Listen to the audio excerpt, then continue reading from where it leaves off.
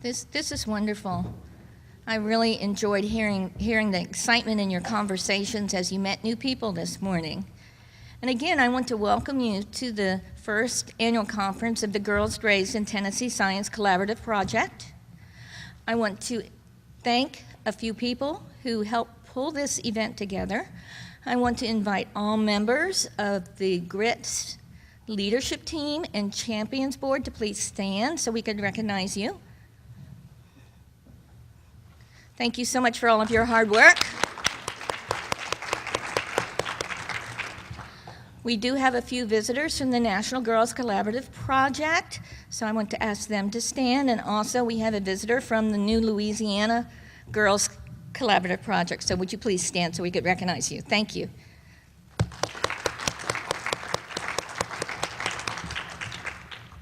We really appreciate you coming to Middle Tennessee on this foggy, chilly morning. Today, I want to share a few words with you about the G.R.I.T.S Collaborative Project. And you do have this information in your folders, but I want to, again, talk about the project objectives, and I'm going to summarize those. These are on your card that we've provided for you. But what we're doing as a member of a collaborative project that's all across the United States is that we are getting together to support girls in STEM. STEM meaning science, technology, engineering, and mathematics, in STEM education and STEM careers. We want to maximize access to shared resources. Why reinvent the wheel? Let's collaborate together to do the best that we can for our daughters, for our students who want to enter a STEM field. We want to strengthen the capacity of existing and evolving projects by sharing our best practices with each other. Again, why reinvent the wheel when there's such good things out there already? And finally, we want to leverage our collaborative network. We are from across the whole state of Tennessee. We have members in Memphis, here in Middle Tennessee, over to East Tennessee, Eastman Chemical, Walter State, University of Memphis, as I mentioned, quite a few people here in Middle Tennessee. We want to leverage these resources that we have to do the best job that we can to support girls in STEM education and careers. When we do that, as it's said through the NGCP, we can create this tipping point for gender equity in STEM for our girls. We're not there yet, but we're almost there. We're getting there. It's slow but sure progress. So I want to thank you all again for being part of the Girls Raised in Tennessee Science Collaborative Project. With that, I want to invite Dr. Michael Allen, who's our Vice Provost for Research and our Dean of the College of Graduate Studies at MTSU, to say a few words of welcome. Dr. Allen.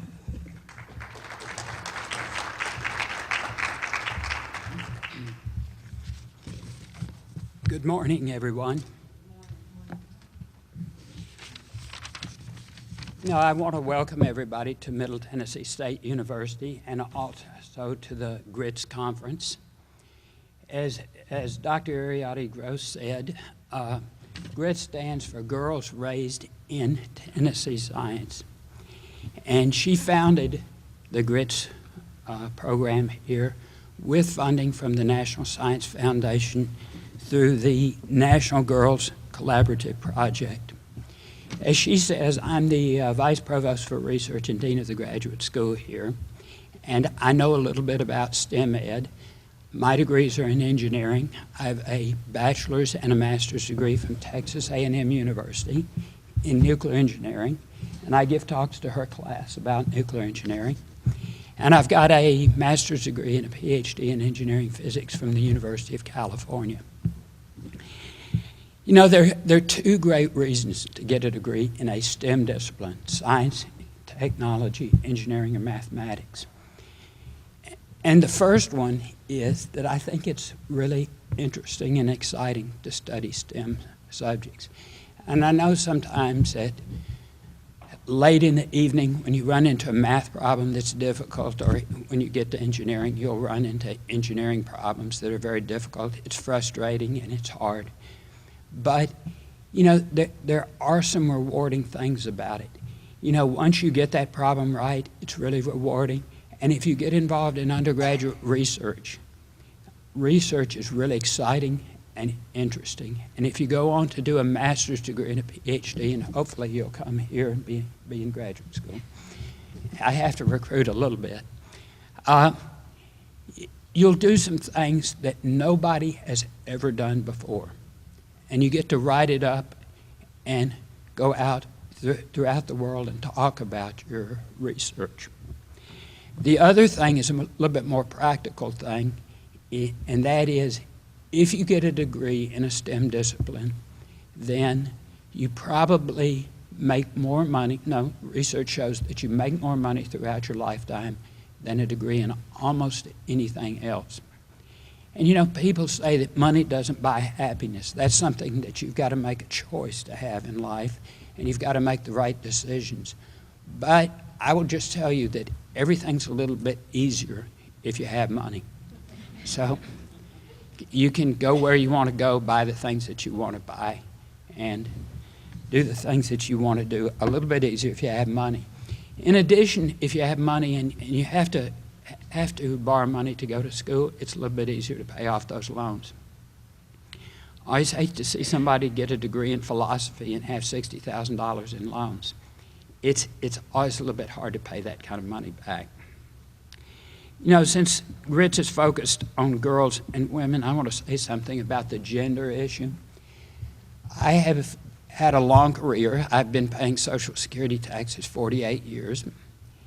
And during that time, I've worked for a number of women. And they've all been highly qualified, brilliant, and well-respected in wherever I was working. And you know, there are really no great barriers to women in STEM ed. You just have to have you have to put in a lot of hard work, you have to be persistent, and you have to be determined. Because I think the coursework probably is a little bit harder in STEM disciplines than other disciplines. At least that's, and I think that's the reason they pay you more. So nothing is holding you back. And I wish you luck if you do go into a STEM discipline. I only see, you know, a lot of you are obviously out of high school now. And I see a few high school people are thinking about this. Yeah, you. So in conclusion, I hope you enjoy the conference today and that you learn something and make a decision to study a STEM discipline. Thank you very much.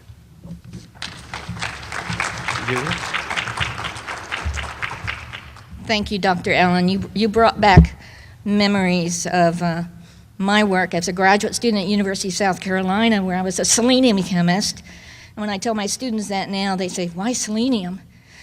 You know, because they don't see the joy in it that I do as a chemist. And also, yes, it is a lot of hard work. I was a single parent when I was in graduate school, and my son swore that he was the only kid in his high school who knew all the chemistry about selenium compared to other students, because I made him come with me when I was setting up my experiments until he learned to drive and was able to get around on his own. So yes, a lot of dedication, a lot of perseverance, a lot of time, but it's well worth it. So thank you again for those good remarks. Next, I want to invite our Associate Dean of the College of Basic and Applied Sciences, Dr. Saeed Farouk, to stand to come and say a few words for us. Thank you. Well, good morning. How are you all doing today? Good. I'm sorry. Oh. Thank you. Oh. Would you like a chair? I'm fine. I want to bring you one. No, I'm fine. Okay. Thank you. Okay.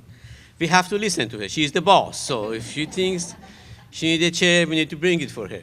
Can I say I need a raise?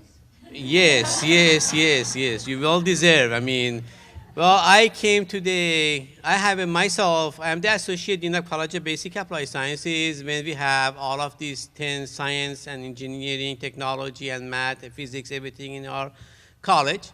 On behalf of our dean, Dr. Cheatham, he is not here, I would like to welcome all of you. We all care about what G.R.I.T.S does, that Dr. Allen, Saturday morning, he wants to rush down here, talk to you.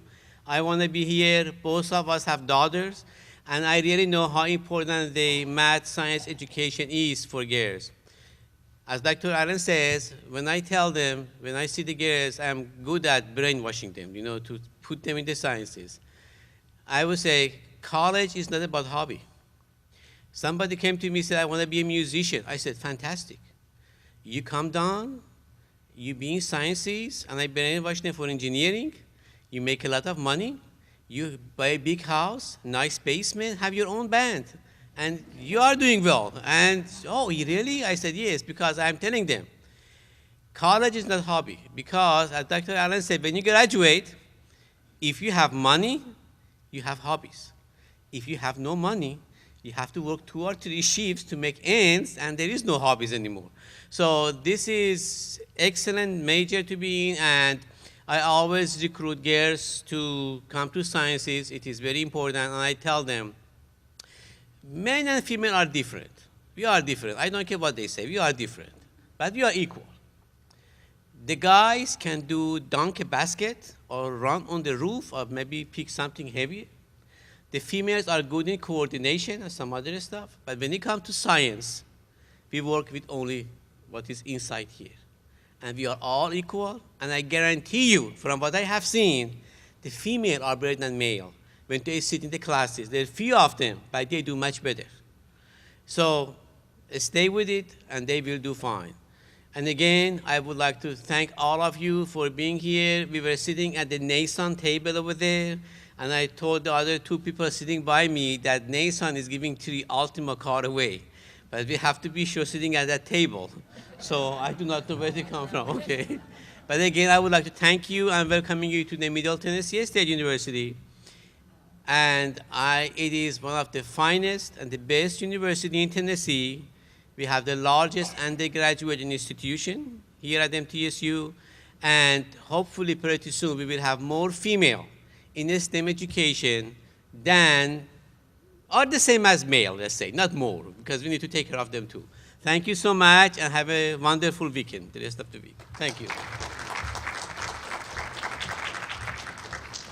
Thank you so much, and I do want to especially thank Dr. Allen and Dr. Ferdistan, because since we've started several initiatives for girls in STEM, starting with our Expanding Your Horizons conference, back when I came to MTSU in 1996, I have had the complete support of the administration on this campus. So again, thank you so much for your support for the programs that we do for girls in STEM. And now, I want to invite Ruth Woodall to come to the podium. She is a dear friend. She is the director of Tennessee Scholars. She is the counselor for the Nashville section of the American Chemical Society. She is my mentor with respect to what we do for the American Chemical Society. So I'm so glad you're here, so glad you're on our team. She's a member of our Champions Board for the G.R.I.T.S Collaborative Project, and she is going to introduce our keynote speaker. Thank you, Ruth. Okay. Does that work? I think that-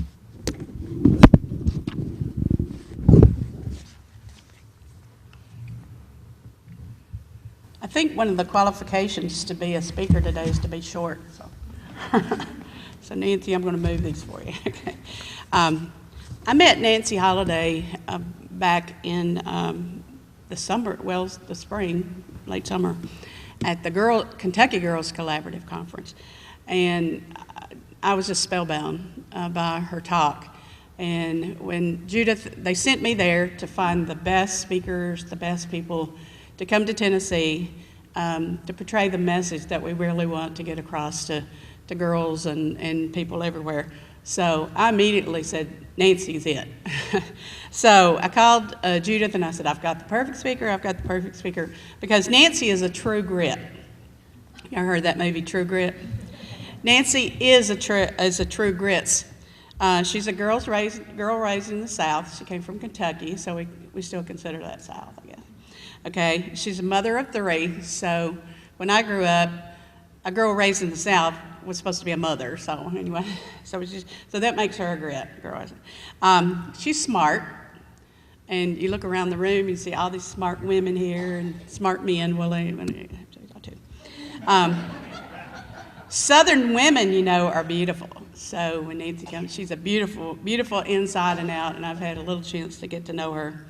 But the main thing that makes her a true grit, I like this, in her job as the general manager of Microsoft, she knows how to get a man to do what she wants him to do. So that makes her a true grit. So girls raised in the South have that way of smiling but yet firm. So I'm not going to tell you her whole story because that's what she's come here to tell you. I now count her as a great friend because we had some chance to talk. But Nancy Holiday, I'd like for her to come and just do whatever you want to. And again, I moved the grit, so she's short. You can take this off if you want to. Thank you.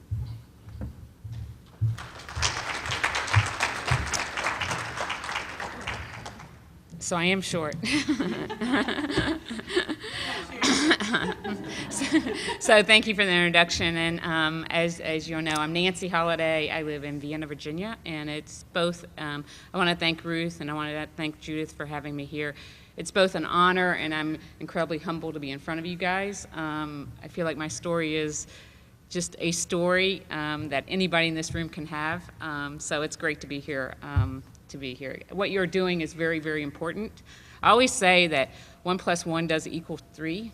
The reason I say that is because when you're doing something, you never know what impact you're going to have. You never know what impact you're going to have. So I'm hoping today by telling my story, which I think I'm a kind of average Joe Blow, what I've gotten to do in my life and my career because of a STEM education. So I run a $1.6 billion business for Microsoft. I run the United States Services Sales, the services group across the United States at Microsoft. Every day I kind of wake up and say, wow, I'm responsible for $1.6 billion. I'm going to tell you a little bit about that journey because the journey is a very interesting journey. And with that journey, I've gotten to do amazing things. It's been truly, truly a blessed professional career. I walk the halls of the Pentagon. I've met with governors regularly. I meet with leaders of international countries.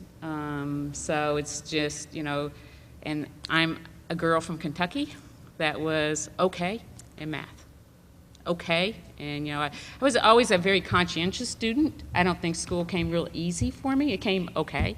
I worked hard, so I will say that grades were important. I was always internally motivated, and I did well, but I wasn't the kid in the class that never had to work hard. I was never that kid that it came natural.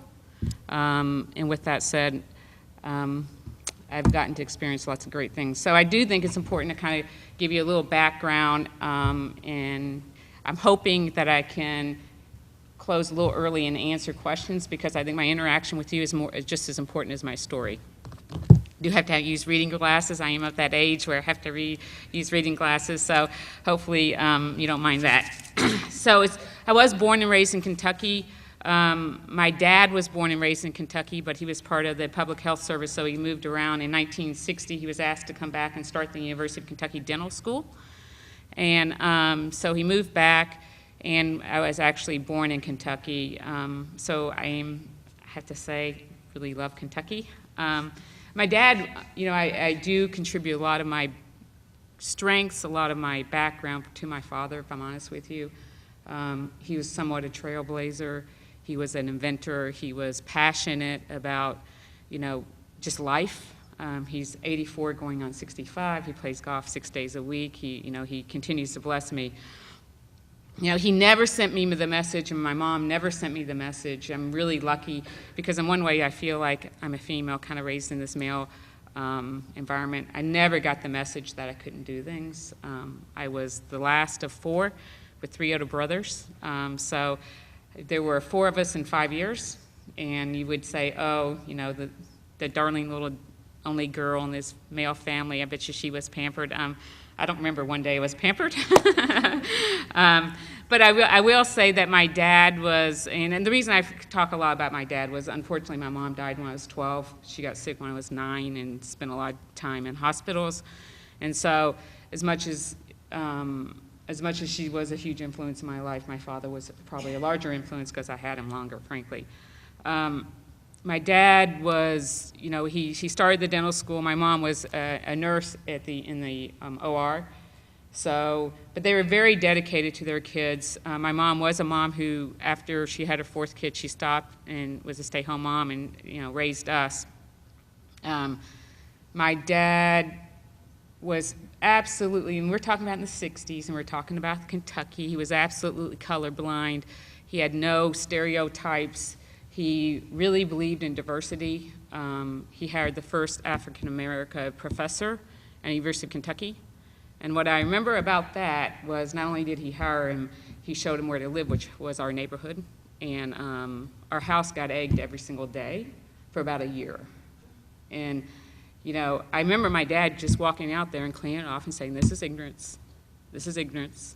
And so you have that impact in your life where you can do anything you want. Color, race, sex makes no difference. So with that, I think I had a big step up in the world, having that kind of influence in my life. It was, just tremendous. And I'm somebody who really, really embraces diversity, and I embrace diversity of thought as well as gender, as well as, I always laugh. I'm in a predicament right now where one of my senior people that runs about a $300 million business is about to move to Brazil. Hope nobody says that because it's not public yet. And I'm trying to figure out who I'm going to replace him with, and I'm looking hard. And there's somebody I want to replace him with, and it's really a diversity of style.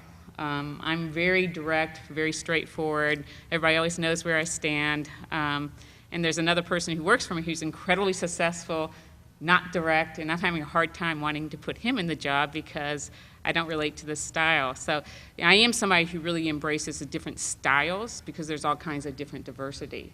With that said, I do think it's very, very important that we see females in senior positions. I don't think we can hide behind that, I think it's very, very important. And, I feel very blessed at Microsoft. We have what we call